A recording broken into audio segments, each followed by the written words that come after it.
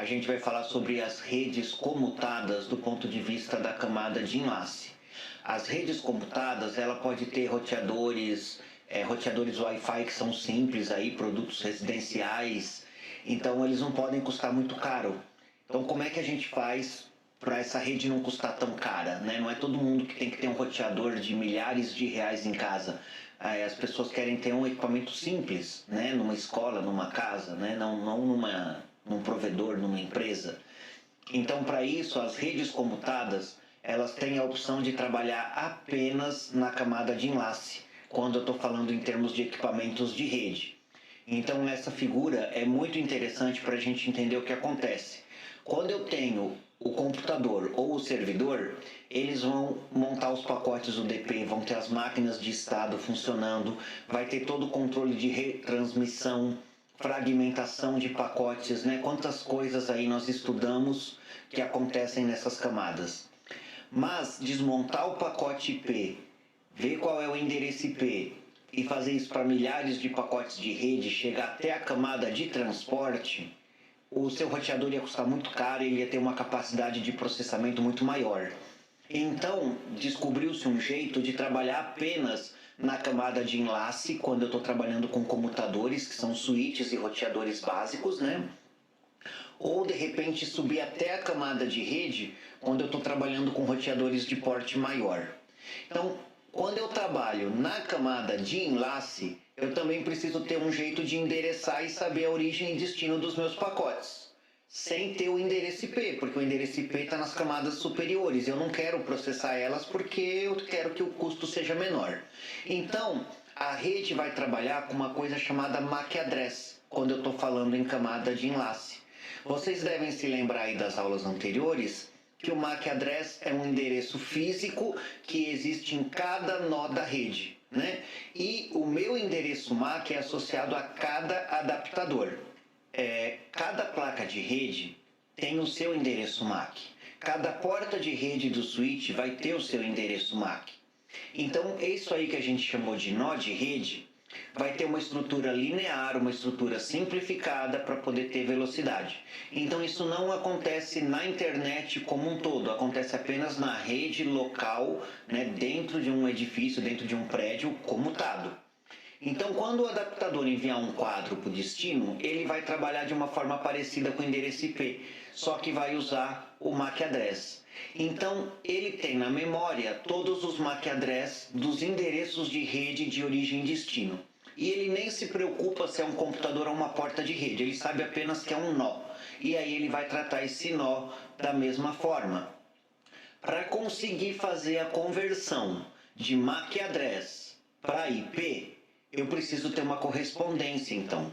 Em algum ponto da minha rede, eu preciso ter uma tabela ARP, e essa tabela ARP, ela vai fazer a correspondência do endereço MAC address para o endereço IP que eu tenho nas camadas mais altas do pacote. Então, uma vez que eu consigo o meu MAC address e estou numa rede local, eu consigo trabalhar com o MAC address e baratear muito o custo da minha rede. Infelizmente, isso dá certo numa rede local. Isso foi feito para baratear a construção de uma escola, de um prédio ou de uma casa. Agora, quando eu estou no provedor, aí não tem jeito. Aí eu vou ter que gastar bastante dinheiro com roteadores completos que vão trabalhar em todas as camadas. Então essa tabela ARP, está aqui o nome, né? Address Resolution Protocol, faz a correspondência entre os endereços MAC físicos e os endereços IP, que são os endereços lógicos que eu tenho no computador. Por que eu chamo o MAC address de endereço físico? Porque em tese é o endereço que você não vai mudar, ele é fixo em uma placa de rede, né?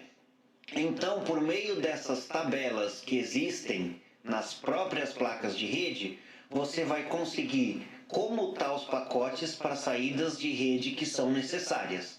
Portanto, recentemente, né, na verdade não é tão recente assim, faz já uns bons anos, os equipamentos de rede precisam ter uma quantidade maior de memória, porque eles precisam armazenar essas tabelas ARP. Se eu for mandar um dado fora da minha rede, vai sair da minha rede local, aí a tabela ARP não vai mais funcionar, porque a tabela ARP só vai funcionar em camada de enlace. Eu vou precisar trabalhar em roteamento na camada de rede. Então, essas funções aí de roteamento e de conversão entre redes locais também é função do roteador. E aí a gente viu, lembra? Arquitetura de roteador? Quem é que é o responsável por fazer essa parte do processamento? O processamento do roteador. Né? Então o datagrama IP ele vai ser transportado até o roteador vai ter que ver qual é o endereço IP da rede que ele quer. Se não for uma rede local, aí ele tem que subir nas outras camadas de transporte, verificar qual é o IP, voltar na camada de transporte, ajustar o MAC address e mandar para o outro segmento de rede. Então a gente observa que esse endereço MAC ele vai deixar a rede mais complexa. Tá? Então, assim, não é simples essa coisa de protocolos de redes, porque tem muitas coisas envolvidas. Mas isso deixa a rede eficiente, deixa a rede mais barata. Né? Eu me lembro um aluno que perguntou, poxa, professor, por que tem tanta complexidade na rede? Por que não é mais simples?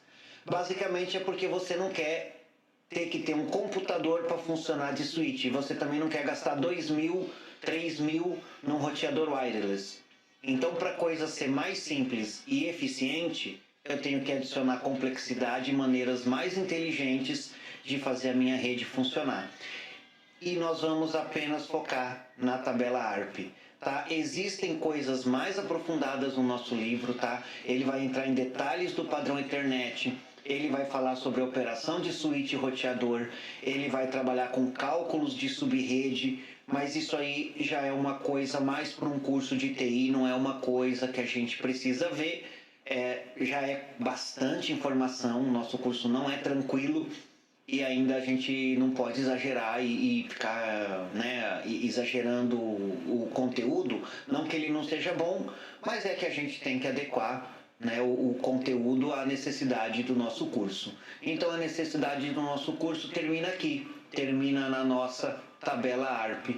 Então eu espero que vocês tenham gostado, esse vídeo foi bem curtinho que nem eu prometi para vocês, e eu espero que vocês tenham aí um bom estudo do capítulo 5. Um abraço pessoal, até mais!